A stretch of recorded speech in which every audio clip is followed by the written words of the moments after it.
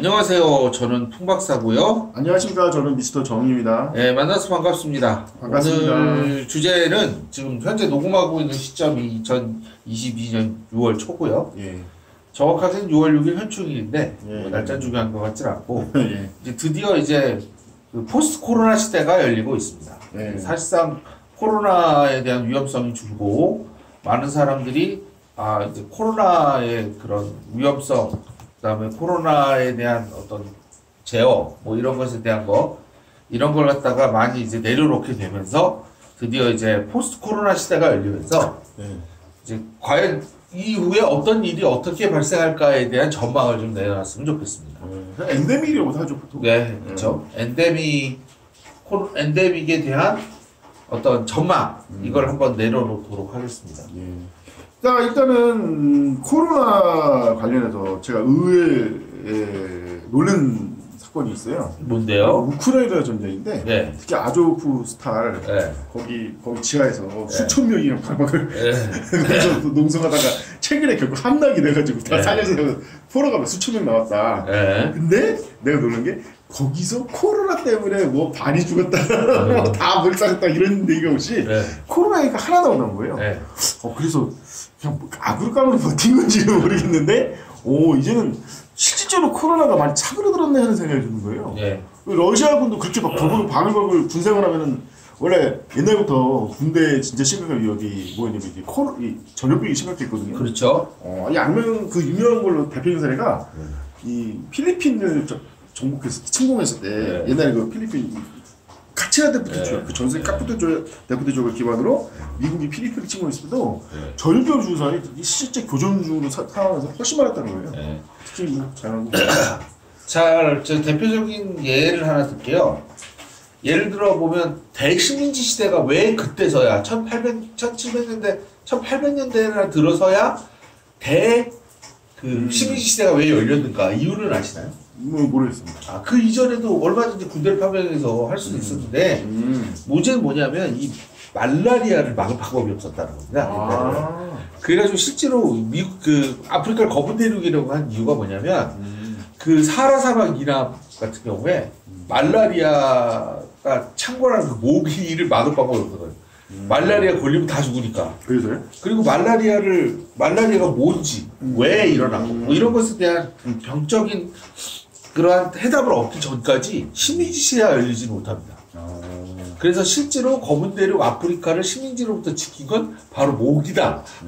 라는 이야기가 있어요. 이같이 이 모든 시대를 관통하면서 질병이 존재하는 거죠.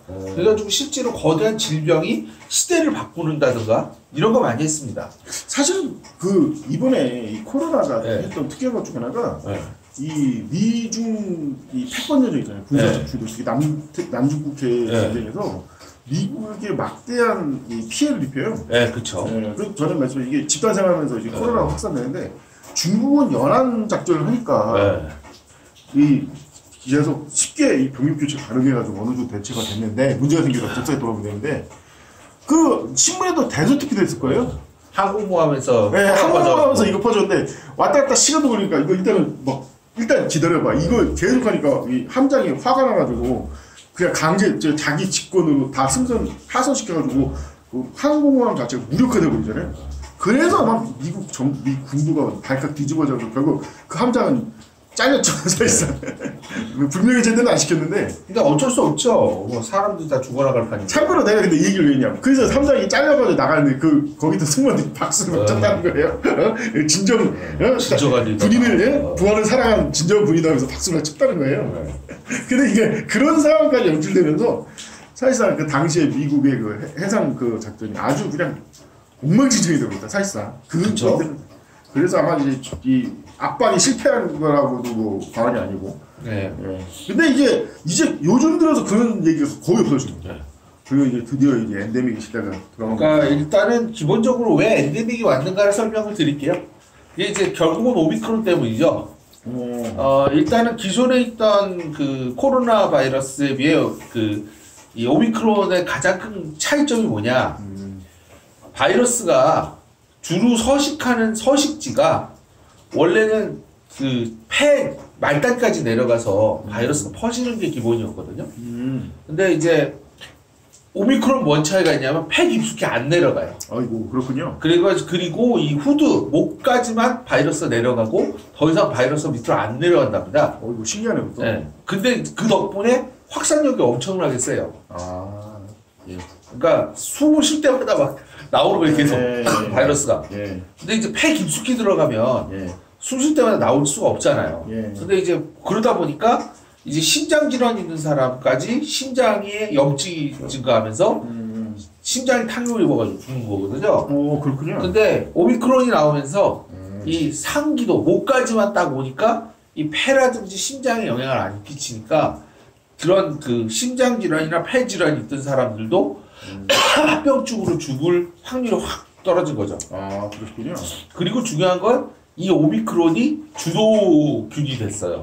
그러니까 사실 깊이까지 내려가는 거하고 상기도에만 있는 오미크론하고 두 개를 동시에 걸렸을 때 어쨌든 오미크론을 통과해야지 아래까지 내려가잖아요. 그러니까 이미 다 싸워가지고 그 훨씬 더 그 확산성이 세고 소위 말해 그 증식을 잘하는 오미크론이 주도 세력이 된 거죠. 근데 죄송한데 진짜 여기서 궁금한데 오미크론이 O인가요? 알파벳? 오미크론. 그러니까 뮤는 알파벳 M이에요. 오미크론은 알파벳 O. O가 맞겠죠? 모르겠는데요. 맞아요. A, B, C. 맞아요. 맞아요. 맞아요. O, P, Q 하니까 O가 맞네. 오미크론. 그럼 만약에 그 다음 건 뭐야? O, P, 그 다음 건 뭐라고 해야 되나? 그러니까 P라고 불러야 되나? 피 터진다. 약간 뭐인데 그래서 그 결국은 이 코로나 종식이고는 백신이나 인간의 방역보다는 오미크론의 존재가 더 그러니까 결국은 이 오미크론 그러니까 원래 바이러스라는 게 치명률이 높으면 확산성이 적잖아요. 그렇기 때문에 근데 이제 이 코로나 문제가 뭐냐면 적당히 치명률도 높으면서 적당히 확산률도 높은 아주 교묘한 세균이었기 때문에 이제 막 말이 많았는데 확산률이 높아지면 치명률이 높아서는 확산률이 높을 수가 없어요. 그렇죠. 그건 아주 상식적인 거예요. 왜냐하면 치명률이 높아서 일찍 죽어버리는데 어떻게 빨리빨리 확산이 되냐 이거죠. 말이 안 되죠. 그래서 보통은 확산률이 높아지면 높아질수록 독성이 약해져요. 그러니까 돌연변이가 그쪽 방향으로 돌연변이가 된다는 거죠. 왜냐하면 후손을 많이 남기는 유리하잖아요. 그러니까 그런 것 때문에 시간이 지나면서 독성이 점점 약해진다는 거를 사람들이 생각을 하고 그때까지 어떻게 버티자라고 해가지고 오미크론까지 기다릴 거예요, 사실은. 어떻게 보면 좀 아쉽다는 생각이 게 그럼 아예 백신 안 맞고도 이겨낼 수 있었는데 백신을 많은 사람이 죽었겠죠. 아니 근데 솔직히 그렇다고 얘기를 하지만 저는 이제 실제로 오미크론을 백신 안 맞은 사람 오미크론 걸렸을 때 잘만 살아나는 거거든요. 그렇죠. 그러니까 오미크론 자체가 독성이 약하니까. 그러니까 사실 백신 안 맞고 안 걸리고 잘 견디다가 오미크론 걸리면 되는 거죠. 저는 그래서 이 오미크론이 참 이 출현이 묘하다. 그래서 이 오미크론 때문에 지금 면역자들이 계속 증가하면서. 그렇죠. 사실은 근데 이제 우리가 이제 그 코로나에 있어서 이제 특히 엔데믹에 있어서 끝물에 있어서 사람들이 주목했던 것은 엔데믹을 통한 경제부, 그렇죠. 경제도약 이거를 사실 많이 사람들이 주목을 했었어요. 그게 저기 뭔지 한번 알고 계신가요? 이게 일단은 보복 소비를 포함한 맞아요, 그거죠. 보복 소비를 포함한 사람들이 뭐냐면 이제 어디 나가지를 못하니까 그렇죠. 그 돈이 저축이 쌓인단 말이에요. 저축이 쭉 쌓이고 정부에서 돈을 풀고 실제로 그 돈이 어떻게 됐나고 추적을 해봤더니 각 개개인의 저축이 늘었다는 겁니다. 그러니까 돈을 풀었는데 그 시장으로 돌리는 게 아니고 다 저축해버린 거예요. 들어온 돈을. 그렇군요. 그래가지고 이 저축했던 돈을 그냥 저축하고 끝이 아니라 이제 시장에 돈을 풀 거다. 이제 그게 이제 얘기한 것처럼 보복 소비 얘기죠. 그런데 이제 얘기한 것처럼 문제가 이제 두 가지가 터집니다. 뭐죠? 첫 번째는 뭐냐면 사람들이 근데 저기 죄송한데 풍어설이 그러니까 근데 보복 소비 해가지고 사실은 뭐 그동안 못 먹었던 라면도 먹고 치킨 먹고 그런 것도 있지만 여행도 막 다니고 그 대신 그거죠. 그 여행이라는 게 맞아요. 그러니까 아까 내가 잠깐 이건 언급한 게 그 보복 소비 핵심이 사실은 여행이에요. 그렇죠. 왜냐하면 생각보다 관광업이 굉장히 중요한 나라들이 많은데 이 코로나 때문에 해외 관광이 완전히 파멸적으로 타격을 입었는데 그 나라들이 이제야말로 이번에 관광 특수를 통해서 해산하다 내리고 이런 기대, 특히 대표적인 나라가 일본. 그 세계 2위 경제 대결 나라 일본조차도 그 관광에 지금 목매고 있다.